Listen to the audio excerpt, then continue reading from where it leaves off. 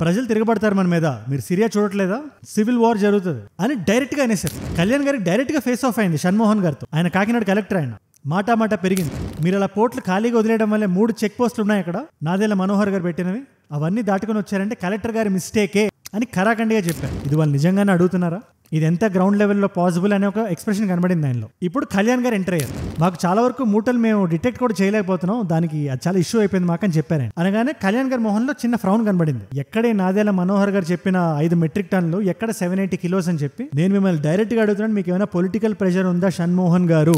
డోలా శంకర్ గారిని ఆ లేట్ గా వచ్చిన సీడ్లింగ్స్ ఏమైనా నీ దగ్గర పెట్టుకుంటావు నువ్వు అని అడిగారు. జగన్మోహన్ రెడ్డి గారు చెప్పిన విషయంలో నాకు 2 విషయాలు ఇంట్రెస్టింగ్ గా కనబడ్డాయి అని ఆయన అడిగారు. ఇక్కడ మనం కొద్దిగా డబుల్ ట్యాప్ చేసి జూమ్ చేయాలి. నవంబర్లో కరెంట్ రేట్స్ ఎందుకు పెరిగాయి ఆంధ్రలో?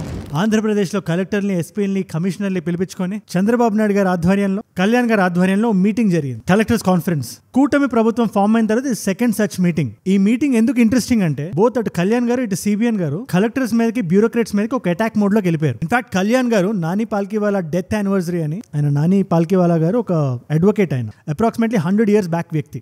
ఆయన ఏం చెప్పారంటే the rot begins when wild actions are received calmly. అంటే సిస్టమ్ ఎప్పుడు కరప్ట్ అవుతుందంటే తప్పుడు నిర్ణయాల్ని, రాజకీయ నాయకులు భయం లేకుండా తీసుకున్న నిర్ణయాల్ని మనం ఎప్పుడైతే కామ్ గా క్వశ్చన్ చేయకుండా రిసీవ్ చేసుకుంటామో అప్పుడే అని. కళ్యాణ్ గారు డైరెక్ట్ గా రూలింగ్ గవర్నమెంట్ లో ఉంటూ ప్రజలు తిరగబడతారు మన మీద, మీరు సిరియా చూడట్లేదా, సివిల్ వార్ జరుగుతుంది అని డైరెక్ట్ గా అనేసారు. మన నిస్సహాయత రోడ్ల మీదకి వచ్చింది. ఈవెన్చువల్ గా మీరు చూస్తున్నారు, either from Syria or rest of the countries including Sri Lanka. ఆయన ముఖ్యంగా లాస్ట్ వైసీపీ గవర్నమెంట్ ని టార్గెట్ చేస్తూ, జగన్మోహన్ రెడ్డి గారిని టార్గెట్ చేస్తూ, ఆ గవర్నమెంట్ లో చేసిన తప్పులు మీరు ఎందుకు సహించారు, ముఖ్యంగా పీడీఎస్ రైస్ గురించి మాట్లాడుతూ వస్తా. దాని గురించి కూడా వీడియోలో నేను వస్తాను, పూర్తిగా మాట్లాడదాం. కళ్యాణ్ గారికి డైరెక్ట్ గా ఫేస్ ఆఫ్ అయింది షణ్మోహన్ గారితో. ఆయన కాకినాడ కలెక్టర్, ఆయన మాట పెరిగింది. పీడీఎస్ రైస్ కి సంబంధించి డైరెక్ట్ గా ఆఫీసర్స్ అందరినీ కళ్ళలోకి చూస్తూ మీరు నో చెప్పాల్సింది లాస్ట్ గవర్నమెంట్ కి. ఆ నో చాలా కాస్ట్లీ అయింది. అది ఎంత కాస్ట్ స్పెసిఫిక్ గా చెప్పాలంటే 10 లక్షల కోట్లు అని ఆయన అన్నారు. They didn't say no.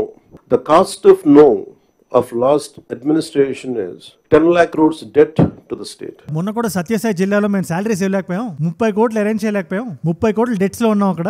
దీనికి పొలిటీషియన్స్ తో పాటు కలెక్టర్స్, బ్యూరోక్రాట్స్ కూడా రెస్పాన్సిబిలిటీ తీసుకోవాలి అని స్పెసిఫిక్ గా పీడీఎస్ రైస్ గురించి మాట్లాడుతూ, మీరు అలా పోర్ట్లు ఖాళీగా వదిలేయడం వల్లే 3 చెక్ పోస్టులు ఉన్నాయి అక్కడ, నాదెళ్ల మనోహర్ గారు పెట్టినవి. అవన్నీ దాటుకొని వచ్చారంటే కలెక్టర్ గారి మిస్టేకే అని ఖరాఖండిగా చెప్పారు. Honourable minister for civil supplies Nadella Manohar గారు వెళ్ళి 3 చెక్ పోస్టులు పెట్టిన తర్వాత కూడా చాలా ఇష్టారాజ్యంగా స్మగ్లింగ్, రవాణా జరుగుతూ ఉంటాయి. ఈ వీడియోలో మనం ఏం చేద్దాం అంటే కళ్యాణ్ గారు ఇచ్చిన ఈ స్టేట్మెంట్స్ ని క్లియర్ గా డిస్కస్ చేద్దాం. దీంతో పాటు ఆయనకి షణ్మోహన్ ఐఏఎస్ గారికి జరిగిన డిస్కషన్ గురించి కూడా మాట్లాడదాం, వర్డ్ టు వర్డ్. కళ్యాణ్ గారే కాదు, సిబిఎన్ గారు కూడా చాలా స్ట్రాంగ్ గా రియాక్ట్ అయ్యారు. ఆయన ఏమన్నారు అది కూడా మీకు అందరికీ విడమర్చి ఎక్స్ప్లెయిన్ చేస్తాం. ప్లస్ ప్రతి కాయిన్ కి 2 sides ఉన్నట్టు వీళ్ళు చేసేవన్నీ కరెక్టేనా అంటే కాదని చెప్పే వాళ్ళు కూడా ఉన్నారు. వాళ్ళ ఆర్గ్యుమెంట్స్ ఏంటి, అన్నిటికన్నా ముఖ్యంగా జగన్మోహన్ రెడ్డి గారు దీని మీద ఏం మాట్లాడుతున్నారు. సో 2 కేసెస్ ని బ్యాలెన్స్డ్ గా మీ ముందు పెడతా 10 నిమిషాల్లో. సో ఇలా అడ్మినిస్ట్రేషన్ చేయడం వల్ల ప్రోస్ అండ్ కాన్స్ మనం డిస్కస్ చేద్దాం. నా వీడియోస్ మీ దాకా డైలీ వస్తున్నాయిగా, అన్ని చూస్తున్నారుగా. ఎవ్రీథింగ్ ఇంపార్టెంట్ అండ్ అప్డేటెడ్ గా ఉండాలని చూసుకుంటా. మన స్టేట్ పాలిటిక్స్ గురించి, అది ఏపీ అయినా, తెలంగాణ అయినా, నేషనల్ అయినా, ఇంటర్నేషనల్ అయినా 15 నిమిషాల్లో మీ ముందు పెట్టేస్తా. నేను వీడియో పెట్టగానే మీ దాకా రావాలి కదా, సబ్స్క్రైబ్ చేసుకోవడం మర్చిపోకండి. మన ఫోన్లు ఎలా అప్గ్రేడ్ అవుతాయి, మన మైండ్లు కూడా అలాగే అప్గ్రేడ్ అవ్వాలి నాలెడ్జ్ తో. పడుకునే మంది 10 నిమిషాలు నాకు ఇవ్వండి చాలు. డన్ గా సబ్స్క్రైబ్ చేశారుగా, వీడియోలోకి వెళ్ళిపోదామా? కళ్యాణ్ గారు ఏమంటున్నారో విందామా? ఆ ఫేస్ ఆఫ్ ఏంటో చూసేద్దామా? Let's go. First main point కి జూమ్ ఇన్ చేద్దాం. ఈ డిస్కషన్ లో అందరూ ముఖ్యంగా మాట్లాడింది పీడీఎస్ రైస్ గురించి. సో మీకు ఒక చిన్న కాంటెక్స్ట్ ఇచ్చేస్తాను.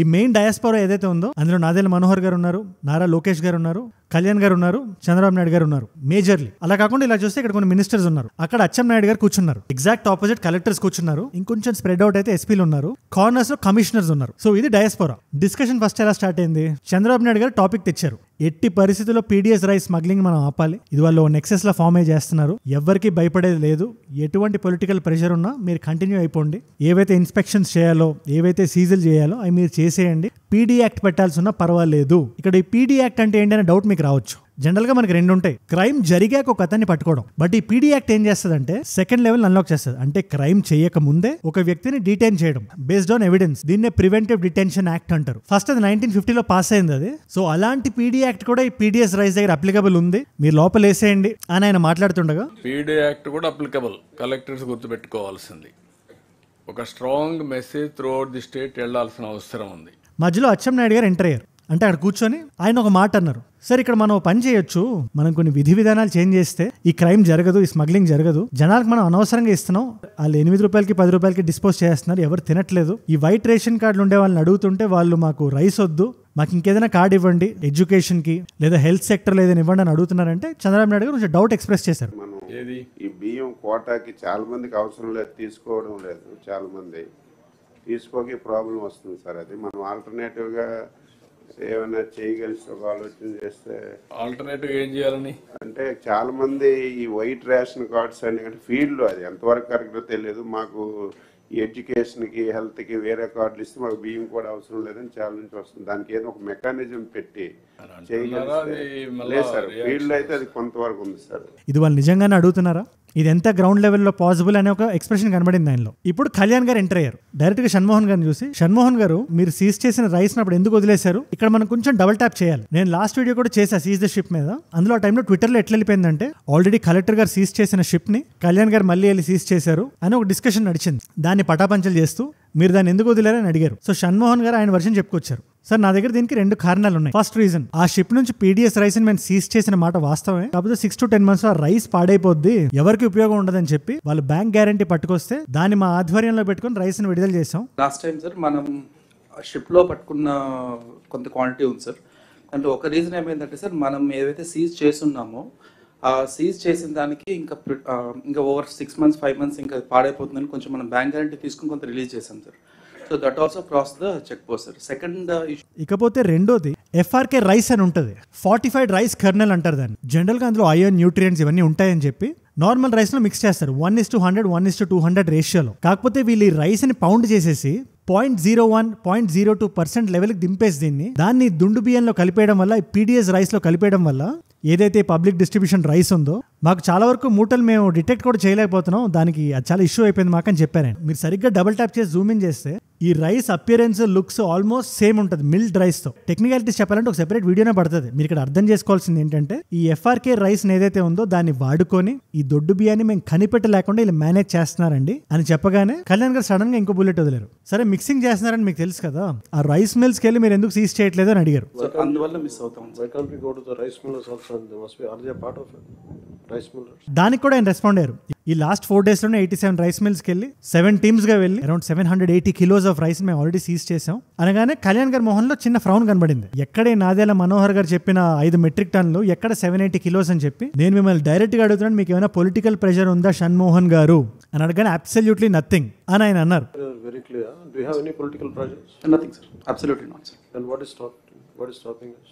Then what is stopping you అనగానే sir the only reason is dilution. ఈ ఎఫ్ఆర్కే రైస్ వల్ల మేము కనిపెట్టలేకపోతున్నాం, దానికి ఇంకొంచెం టెక్నాలజీ మేము వీఆర్ వర్కింగ్ టువర్డ్స్ ఇట్, మేము ఖచ్చితంగా పట్టుకుంటామని ఆయన అన్నారు. ఇప్పుడు వెంటనే అక్కడే కూర్చున్న నాదేల్ మనోహర్ గారు లోపలికి వచ్చి యాజ్ అన్ డిస్కషన్ లోపలికి వచ్చి, ఇది మన ఒక్క స్టేట్ లోనే కాదు, వైజాగ్ పోర్ట్ లో మనం చూసుకుంటే జార్ఖండ్ నుంచి వస్తుంది ఈ రైస్ ఏదైతే ఉందో, చాలా తెలివిగా ఆర్గనైజ్డ్ గా వీళ్ళు గేమ్ ఆడుతున్నారు. ఎఫ్ఆర్కే రైస్ ని పౌండ్ చేసి మరి కలిపేస్తున్నారు దీంట్లో. కొన్ని స్టేట్స్ నుంచి అయితే డైరెక్ట్ గా బాయిల్డ్ రైస్ పట్టుకొస్తున్నారు, లైక్ స్టేట్స్ లైక్ ఛత్తీస్గఢ్ అని చెప్తుండగానే చంద్రబాబు నాయుడు గారు అందుకున్నారు. అసలు ఈ రైస్ కన్జ్యూమ్ చేస్తున్నారంటారా ప్రజలు అనగానే అటు సైడ్ నుంచి ఒక అతను వచ్చి, నిజంగా కన్జ్యూమ్ చేయట్లేదండి, ఎవరు తినట్లేదు, 8 రూపాయలకి 10 రూపాయలకి దే ఆర్ డిస్పోజింగ్ ఇట్, దీనికి మనం సొల్యూషన్ ఎతకాలి అనే పాయింట్ దాకా వచ్చి ఆగింది. పబ్లిక్ వెళ్తేనేమో వాడు 8 రూపాయలు 10 రూపాయలకి మళ్ళీ డిస్పోజ్ చేస్తున్నారు. దీనికి జగన్మోహన్ రెడ్డి గారు కూడా రియాక్ట్ అయ్యారు. బట్ దానికన్నా ముందు నాకు ఈ కలెక్టర్స్ మీటింగ్ లో ఒకటి చాలా ఇంట్రెస్టింగ్ అనిపించింది, దాని గురించి మాట్లాడతా.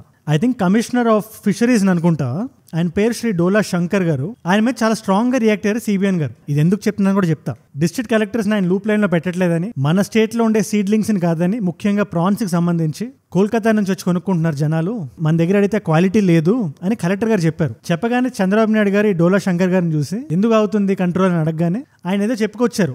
అంటే ఇప్పుడు టెక్నాలజీ మారిపోయింది, అంతమంది అవసరం లేదు లోపల physically the number of people, బయట నుంచి మేము పట్టుకుంటే టెక్నాలజీ ప్రకారం ఇంటర్నెట్ ప్రకారం ఏం జరుగుతుందో తెలుస్తుందంటే, అది తెలుసయ్యా, ఇది ఎప్పుడో చూశాను నేను, ఇది ఎప్పటి నుంచో ఉంది టెక్నాలజీ. ఇక్కడ చంద్రబాబు నాయుడు గారు డైరెక్ట్ గా డోలా శంకర్ గారిని ఆ లేట్ గా వచ్చిన సీడ్లింగ్స్ ఏమైనా నీ దగ్గర పెట్టుకుంటావు నువ్వు అని అడిగారు. స్లోగా రీచ్ అయ్యకుండా నీవు ఒక్కడే పెట్టుకున్నా. No sir, I'm so many stakeholders are there with them. Collectors తెలియకపోతే ఎట్లా ప్రమోట్ చేస్తావయ్యా నువ్వేం కమిషనర్వి? కలెక్టర్కే తెలియకపోతే నువ్వేం ప్రమోట్ చేస్తావు? I will hold you responsible. Collectors అంటే ఎవరు వాళ్ళు లూప్ లైన్ లేకపోతే ఎవరు ఉంటారు? మీరే వాళ్ళ దగ్గరికి వెళ్ళి అప్డేట్స్ ఇవ్వాలి, నెక్స్ట్ టైం మీరు ఈ మిస్టేక్ రిపీట్ అవ్వకుండా చూసుకోవాలి అని చాలా బలంగా మాట్లాడారు. దీనికి 2 అవుట్కమ్స్ ఉన్నాయి. చాలా మంది ఈ కైండ్ ఆఫ్ గవర్నెన్స్ మేము చూడలేదు, చాలా రోజులు అయింది, ఇట్స్ గుడ్ గవర్నెన్స్, బ్యూరోక్రేట్స్ ని ఆన్ దేర్ టోస్ ఉంచితే మంచిదని ఒక వర్గం వాళ్ళంటే, ఇంకొక సైడ్ ఆఫ్ పీపుల్ కూడా ఉన్నారు, కాయిన్ కి అదర్ సైడ్. ఇది ఎందుకు ప్రీ రికార్డ్ చేస్తున్నారు మీరు? కళ్యాణ్ గారు తిడుతున్నదైనా, చంద్రబాబు నాయుడు గారు తిడుతున్నదైనా ఇలా పబ్లిక్ గా పెట్టి వాళ్ళని అవమానించి ఏం లాభం వస్తుంది అని అడుగుతున్నారు. నేను మిమ్మల్ని స్ట్రైట్గా అడుగుదాం అనుకున్నా, should the sessions B pre recorded? దీనికి బెనిఫిట్ ఏంటంటే జనాలు అకౌంటబుల్గా ఉంటారు, ముఖ్యంగా కలెక్టర్లు వాళ్ళు, లేదా ఇది ప్రైవేట్ డిస్కషన్లా జరగాల? You let me know. స్పెసిఫిక్గా ఏదైనా తిట్టాల్సి వచ్చినప్పుడు, ఏదైనా మందలించాల్సి వచ్చినప్పుడు. సిబిఎన్ గారు ఒకటే అన్నారు, ప్రూఫ్ ఆఫ్ కాన్సెప్ట్ని ఎస్టాబ్లిష్ చేసి మీరు దాన్ని ప్రాపగేట్ చేయాలి. 4 విషయాల్లో మీరు విఫలం అవుతున్నారు: marketing challenges, environmental challenges, cost effectiveness and మీ నిస్సహాయత. These are very very strong words. Marketing challenges, ఒక పక్క ప్రొడక్షన్ ఛాలెంజెస్, ఒక పక్క ఎన్విరాన్మెంట్ ఛాలెంజెస్, ఒక పక్క మీ decision making, how to make cost effective production. So ఈ ఫిషరీస్లో ఏం నడుస్తుందో, ఆయన ఎందుకు ఇంత గట్టిగా మాట్లాడాల్సి వచ్చిందో అది చెప్పాలంటే ఇంకో వీడియో పర్వ్యూ, అది ఇక్కడ మనం టచ్ చేయదు. ఇప్పుడు జగన్ రెడ్డి గారు దీని మీద ఏమంటున్నారో విందాం. ఆయన డిసెంబర్ ఎండింగ్లో అండ్ దెన్ జనవరి ఫస్ట్ 2-3 డేస్లో చాలా ప్రోగ్రామ్స్ అనేవి లైనప్లో ఉన్నాయి. కార్యకర్తల వద్దకే జగన్ అన్న, ఇలాంటి ప్రోగ్రామ్స్ అని ఆయన పెడుతున్నారు. జగన్మోహన్ రెడ్డి గారు చెప్పిన విషయాలు నాకు 2 విషయాలు ఇంట్రెస్టింగ్గా కనబడ్డాయి. ఈ సీజ్ ద షిప్, ఈ పీడిఎస్ రైజ్ గురించి మాట్లాడుతూ, అసలు మేము లేవు కదా గవర్నమెంట్లో, ఏదో వీళ్ళు మేమే గవర్నమెంట్ రన్ చేస్తున్నట్టు వాళ్ళు క్వశ్చన్ చేసినట్టు ఎందుకు బిహేవ్ చేస్తున్నారు? ఏదైతే కళ్యాణ్ గారు సీజ్ ద షిప్ అన్నారో దాని పక్కనే ఫైనాన్స్ మినిస్టర్ కేశవ అని ఉన్నారు, ఆయన వియంకుడిదే పట్టాబి ఎక్స్పోర్ట్స్ అని ఉంది రైస్, ఇంకొక షిప్, దాన్ని ఎందుకు మాట్లాడలేదు మీరు, దాన్ని ఎందుకు టచ్ చేయట్లేదు అని అంటూనే ఆయన డైరెక్ట్ గా కార్యకర్తలను అడ్రస్ చేస్తూ, మీ దగ్గర ఫోన్ ఉన్నా, రికార్డ్ చేసే చిన్న డివైస్ ఉన్నా కూడా మీరు ట్విట్టర్ అకౌంట్ పెట్టండి, యూట్యూబ్ ఛానల్ పెట్టండి, ఇన్స్టాగ్రామ్లో ఉండండి, ప్రతి సోషల్ మీడియా ప్లాట్ఫామ్లో ఉండండి. ఎక్కడైనా ఏదైనా అన్యాయం జరుగుతుంటే, అది సూపర్ 6కి సంబంధించి కానీ ఆర్ ఏ విషయానికి సంబంధించి అయినా, వసతులకు సంబంధించి, స్కూల్స్లో ఉండే డిసిప్లిన్కి సంబంధించి మీరు రికార్డ్ చేసి మీరు డైరెక్ట్గా పబ్లిష్ చేయండి. వాళ్ళలాగే మనం కూడా ఆర్గనైజ్డ్గా ఉండాలని చెప్తూ, మనం చంద్రబాబు నాయుడు గారితోనే పోరాడట్లేదు అని చెప్పి ఆంధ్రజ్యోతికి, టీవీఎన్కి వీళ్ళందరినీ కూడా మనం ఎదుర్కోవాలి. మీరు నవంబర్లో కరెంట్ రేట్స్ ఎట్లయితే వచ్చాయో చూసారు కదా, మీకు పెరిగిందా పెరగలేదా? కరెంటు బిల్లులు ఈరోజు ముట్టుకుంటే ఈ నెల స్టార్ట్ అయింది. ఇంకా మొదటి డోసే 6,000 కోట్ల రూపాయలకు సంబంధించిన మొదటి డోసు ఈరోజు ఇచ్చినాడు అని ఆయన అడిగారు. ఇక్కడ మనం కొద్దిగా డబుల్ ట్యాప్ చేసి జూమ్ చేయాలి. నవంబర్లో కరెంట్ రేట్స్ ఎందుకు పెరిగాయి ఆంధ్రాలో? The answer is simple. అది ఈ గవర్నమెంట్ అయినా, పాస్ట్ గవర్నమెంట్ అయినా, ప్రతి గవర్నమెంట్కి ఒక అలవాటు ఉంది. నేను ఒక గవర్నమెంట్ని వేలైతే చెప్పట్లేదు. ఇప్పుడు ఎలా ఉంటుంది సిచ్యువేషన్? ఒక ప్రైవేట్ కార్పొరేషన్ దగ్గర గవర్నమెంట్ కరెంట్ అని కొంటది, అది జనాలకి ఇస్తుంది. ఇప్పుడు జనాలు కరెంట్ బిల్ కడితే గవర్నమెంట్ కట్టేస్తారు. బట్ ఏదైతే ఉచిత కరెంట్ ఇస్తుందో గవర్నమెంట్ ఏం హామీ ఇస్తుంది? మా గవర్నమెంట్ ద్వారా మేము తరపున మేము ఇస్తామని. సో పేదవాళ్ళకి, రైతులకి ఉచితంగా కరెంట్ని ఇచ్చి, అటు వాళ్ళ నుంచి డబ్బులు తీసుకోకుండా ఇటు వీళ్ళకి డబ్బులు కట్టరు వాళ్ళు. సో న్యాచురల్లీ డెట్స్ పెరుగుతాయి, అప్పులు పెరుగుతాయి కదా. ఇలా పెరిగిన అప్పుల్ని ఒకేసారి ఎవరైతే మిడిల్ క్లాస్ పీపుల్ ఉంటారో, ఈపీపీసీఏ ఛార్జెస్ అని చెప్పి నవంబర్లో ఒక 2,000 కట్టే వ్యక్తి ఉన్నాడు అనుకోండి, 1,500 కరెంట్ బిల్ కట్టే వ్యక్తి ఉంటే అతని మీద 100-200 ఇలా వేసి ఒక 400-500 చెప్పిన అతని మీదకి భారం వెళ్తుంది. ఎందుకు? చచ్చినట్టు కడతాడు కనుక. ఇప్పుడు మీరే మీ కరెంట్ బిల్ చెప్పండి నాకు, నవంబర్లో ఎక్కువైందా లేదా? అది ఈ గవర్నమెంట్ అనే కాదు, పాస్ట్ గవర్నమెంట్లో కూడా జరిగింది. బట్ ఈ గవర్నమెంట్లో చంద్రబాబు నాయుడు గారు అది రానివ్వని అన్నారు, నేను చూసుకుంటా అన్నారు. బట్ అది రిపీట్ అవుతుంది. ఇదే జగన్మోహన్ రెడ్డి గారు అంటున్నారు, 6,000 crores అప్పు ఏదైతే ఉందో అది నవంబర్లో మీ ముక్కు పిండే వసూలు చేస్తారైనా, డిసెంబర్లో ఇంకో 9,000 కోట్లు ఉంటుంది, ఇంకా ఎక్కువ వస్తుంది మీ కరెంట్ బిల్ అంటున్నారు. అది కాకుండా ఫీ రీఎంబర్స్మెంట్ ని ఎవ్రీ 3 months మేము చేసేవాళ్ళం. ఇప్పుడు 4 times అది పాస్ అయిపోయింది, 1 year అయిపోయింది. ఏం చేస్తుంది గవర్నమెంట్ అని ఆయన క్వశ్చన్ చేస్తూ డైవర్షన్ పాలిటిక్స్ చేస్తున్నారు. సెప్టెంబర్లో ఎట్లయితే లడ్డు పట్టుకున్నారో, డిసెంబర్లో సీజ్ ద షిప్ అంటున్నారు, పీడిఎస్ రైస్ అంటున్నారు. ఈ గవర్నమెంట్ ఏం చేయట్లేదు కాబట్టి జనాల్ని డైవర్ట్ చేయడానికి గేమ్ ఆడుతుంది అని చాలా పెద్ద ఎలిగేషన్ వేశారు ఆయన. So these are the 2 sides ఏమైతే జరిగాయో మీ ముందు పెట్టా, విదౌట్ ఎనీ బయస్. అది చంద్రబాబు నాయుడు గారైనా, కళ్యాణ్ గారైనా, జగన్మోహన్ రెడ్డి గారైనా, నాకు ఏదైనా కరెక్ట్ కాదనిపిస్తే మాట్లాడతా, వాళ్ళు ఏదైనా మంచిగా చేసినా ఖచ్చితంగా చెప్తాను నేను. ఫర్ ఎగ్జాంపుల్ కళ్యాణ్ గారి ఫియర్స్నెస్ ఏదైతే ఉందో అది ఖచ్చితంగా మంచిదే. కాకపోతే పొద్దాక జగన్మోహన్ రెడ్డి గారి పేరు తీసుకురావడం, పాస్ట్ గవర్నమెంట్ గురించి ఒకసారి కాదు, 2 సార్లు కాదు, పదే మాట్లాడడం వల్ల వాళ్ళకి ఎక్కువ వెయిటేజ్ ఇచ్చినట్టు అవుతుంది. స్పెసిఫిక్గా కలెక్టర్స్ చెప్తే ఏమవుతుంది? కలెక్టర్స్ చెప్తున్నారు కదా, పాస్ట్ గవర్నమెంట్ గురించి కలెక్టర్స్ చెప్తే వాళ్ళు ఏం చేయగలుగుతారు? దే ఆర్ మియర్ లా ఎన్ఫోర్సర్స్. వాళ్ళు పాలసీలు వీరు తయారు చేస్తే అది జనాల వరకు తీసుకెళ్ళగలిగేది బ్యూరోక్రాట్స్. సో గవర్నమెంట్ ఎలా ఉంటే బ్యూరోక్రాట్స్ అలానే బిహేవ్ చేస్తారు. That's about it. క్వశ్చన్ చేయలేదు అని బ్యూరోక్రాట్స్ అడగడం కరెక్టే, కానీ పదే ప్రీవియస్ గవర్నమెంట్ పేరు తీసుకొచ్చి అక్కడ మాట్లాడడం ఒక లెవెల్ వరకు ఓకే, కానీ దాన్ని దాటకూడదని నా అభిప్రాయం అంతే. But at the same time ఏదైతే ఆయన ఫర్మ్ స్టాండ్ తీసుకుంటున్నారో ఈ స్మగ్ల్డ్ రైస్ మీద, అది ఎండ్ వరకు ఆయన వెళ్ళాలని నేను మనస్ఫూర్తిగా కోరుకుంటున్నాను. జగన్మోహన్ రెడ్డి గారు కూడా ఈ వాట్ అబౌటిజం అంటారు కదా, దాని నుంచి బయటకు వచ్చారని నా ఫీలింగ్. అంటే నేను తప్పు చేసా కరెక్టే, బట్ వాట్ అబౌట్ యూ, అది అంత కరెక్ట్ కాదు every single time. At the same time a డెమోక్రసీలో కూడా క్వశ్చన్సే లేని ఫోర్స్ ఉంటే అది మంచిది కాదు, అది ఏదైనా కూడా. సో జగన్మోహన్ రెడ్డి గారు ఇంకా స్ట్రాంగ్ అవ్వాలని, ఆయన ఇంకా గట్టిగా క్వశ్చన్ చేయాలని, ఏమైనా అవకతవకలు జరుగుతుంటే స్టాండర్డ్గా క్వశ్చన్ చేయాలని, కరెక్ట్ పాయింట్స్ పట్టుకోవాలని నేను కోరుకుంటున్నాను. That's good for the democracy కాబట్టి మాత్రమే. ఇట్ సైడ్ కూటమి గవర్నమెంట్ ఉన్నా నేను అలాగే మాట్లాడతాను. మీ ఫీలింగ్ ఏంటి ఎంటైర్ సిచ్యువేషన్ మీద నాకు కింద కామెంట్స్ రాయండి. అండ్ మీరు ఇక్కడ వరకు నా వీడియోలో వచ్చారంటే నా వీడియోస్ మిమ్మల్ని ఆకట్టుకుంటున్నాయి, నేను వాల్యూ పొందుతున్నారు. Thank you so much for that. ఇలాంటి వీడియో నా సైడ్ నుంచి ఒకటి మీకు డైలీ వస్తుంది. 10 నిమిషాలు నాతో స్పెండ్ చేయండి చాలు. కింద సబ్స్క్రైబ్ బటన్ కొట్టేసి ఉంచుకోండి.